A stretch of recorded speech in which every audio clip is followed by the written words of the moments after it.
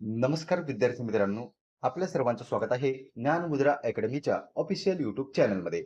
सेवा प्रवेश नियम संदर्भात या ठिकाणी जे काही बदल करण्यात आले किंवा ज्याला आपण रिफॉर्म असं म्हणू शकतो, त्या संदर्भात शासनाकडून जी आर प्रसिद्ध करण्यात आलेला आहे आणि आतापर्यंतचा स्पर्धा परीक्षा क्षेत्रातला सर्वात मोठा जी आर असं आपण याला म्हणू शकतो. त्याचं कारण म्हणजे काय, तर यामध्ये जवळपास सर्वच पदांचे सेवा प्रवेशाचे जे काही नियम आहेत त्यामध्ये बदल केला किंवा नाही केला त्याच्याबद्दल माहिती दिलेली आहे. म्हणजे फॉर एक्झाम्पल, जर तुम्ही तलाठी ग्राह्य धरलं किंवा ग्रंथपाल जर ग्राह्य धरलं तर त्या संदर्भात ते कोणत्या कॅटेगरीमध्ये पद मोडतं, कोणत्या डिपार्टमेंटच्या अंतर्गत येतं, त्यानंतर त्यासाठी लागणारं एज्युकेशन क्वालिफिकेशन काय आहे, नंतर काही एक्सपिरियन्स मागितलेला आहे का, त्यासोबत काही टेक्निकल क्वालिफिकेशन मागितलेलं आहे का, याची संपूर्ण माहिती या जी आरमध्ये प्रसिद्ध करण्यात आलेली आहे. जवळपास सर्वच डिपार्टमेंट इथे त्यांनी मेन्शन केले, त्यानंतर येणारी पदं मेन्शन केलेली आहेत आणि नंतर जे काही सेवा प्रवेशाचे नियम आहे किंवा ज्याला आपण एज्युकेशन क्वालिफिकेशन म्हणत असतो त्याची माहिती सुद्धा त्यांनी प्रसिद्ध केलेली आहे. तर या जी आरमधील ठळक बाबी आपण इथे जाणून घेणार आहोत.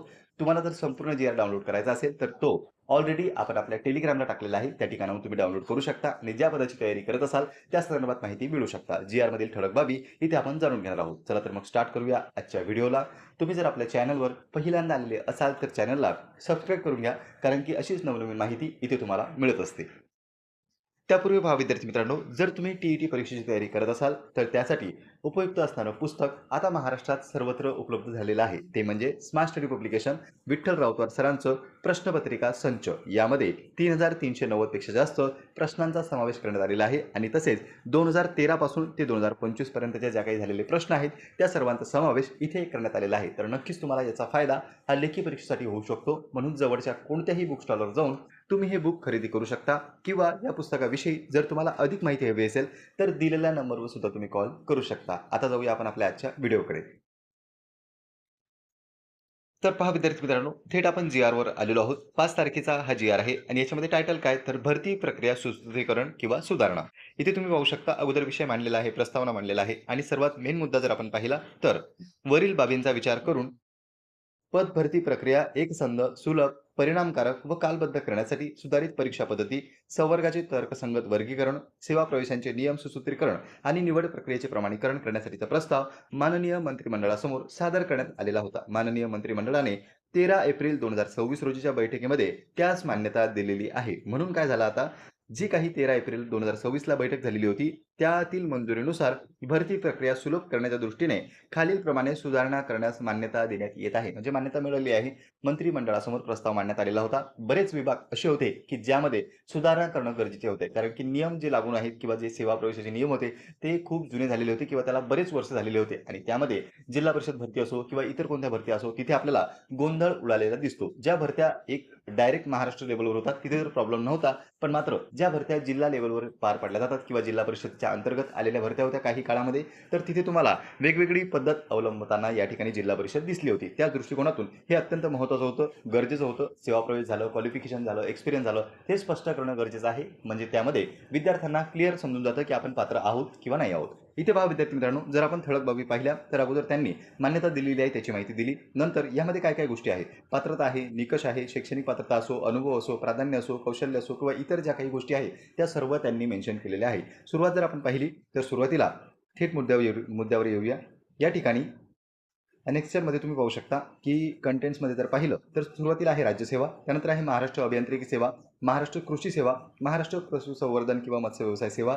नंतर इथे तुम्ही पाहू शकता की एकूण सेवा जर आपण पाहिल्या तर त्या तुम्हाला दिसतील जवळजवळ 73 सेवांचा समावेश यामध्ये करण्यात आलेला आहे आणि इथे एक एक पदाचं स्पष्टीकरण सुद्धा त्यांनी दिलेलं आहे. पहिलं पान जर आपण पाहिलं तर यामध्ये सुरुवातीला विद्यमान नव्याने समाविष्ट करण्यात आलेला आहे सहकार, पणन व वस्त्रोद्योग विभाग. म्हणजे सुरुवातीला आहे डिपार्टमेंट, ज्याला आपण विभाग असं म्हणतो. नंतर आहे इस्टॅब्लिशमेंट म्हणजे आस्थापना. नंतर जर पाहिलं तुम्ही तर कॅटेगरी दिलेली आहे की ते पद कोणत्या कॅटेगरीमध्ये येतं, तर अ कॅटेगरीमधलं पद आहे. संवर्गाचं नाव आहे नंतर उपनिबंधक सहकारी संस्था डेप्युटी रजिस्टर.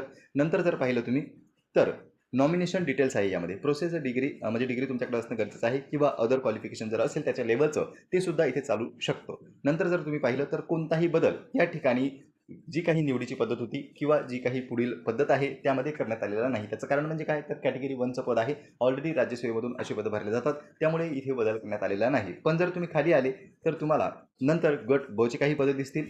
नंतर जर तुम्ही पाहिलं तर ग्रुप सीची पदंसुद्धा यामध्ये समाविष्ट करण्यात आलेली आहे. म्हणजे जवळजवळ सर्वच पदांची माहिती इथे त्यांनी आपल्याला दिलेली आहे. तुम्ही ज्या पदाची तयारी करत असाल, त्या पदाचं किंवा त्या डिपार्टमेंटवर जाऊन त्या ठिकाणी पदाची क्वालिफिकेशन बदलली आहे किंवा नाही, त्यामध्ये काही चेंजेस केलेले आहेत का, तेही पाहून घेऊ शकता. इथे पहा आता पुढे जर आपण आलो, तर इथे आपल्याला दिसतो गृह विभाग, नंतर आहे कारागृह आणि सुधार सेवा. इथे जर पद पाहिलं आपण, तर मुख्य शिक्षक आहे, त्यानंतर यंत्रकार श्रेणी आहे आणि नंतर त्यांचं पे स्केल सुद्धा त्यांनी मेन्शन केलेलं दिसतं. म्हणजे जवळपास पे स्केल असो किंवा इतर जी काही माहिती आहे ती सर्व त्यांनी ऑलरेडी इथे मेन्शन केलेली आहे. तर तुम्ही ज्या पदाची तयारी करत असाल त्या पदाबद्दल माहिती इथे नक्कीच मिळवू शकता. आता बोलूया ज्या पदांचा उल्लेख आपण थंबनेलमध्ये केलेला होता, ज्यामध्ये ग्रंथपाल झालं किंवा सॅनिटरी इन्स्पेक्टर झालं किंवा इतर पदे तलाठी म्हणजे ग्राम महसूल अधिकारी सारखी पदं झाले, तर त्यांचं जे काही क्वालिफिकेशन आहे ते आपल्याला सारखंच दिसतं. इथे पहा, कृषी पशुसंवर्धन विभाग आहे. नंतर जर तुम्ही पाहिलं आस्थापना सुद्धा मेन्शन केलेलं आहे. गट क चं हे पद आहे, यामध्ये ग्रंथपाल.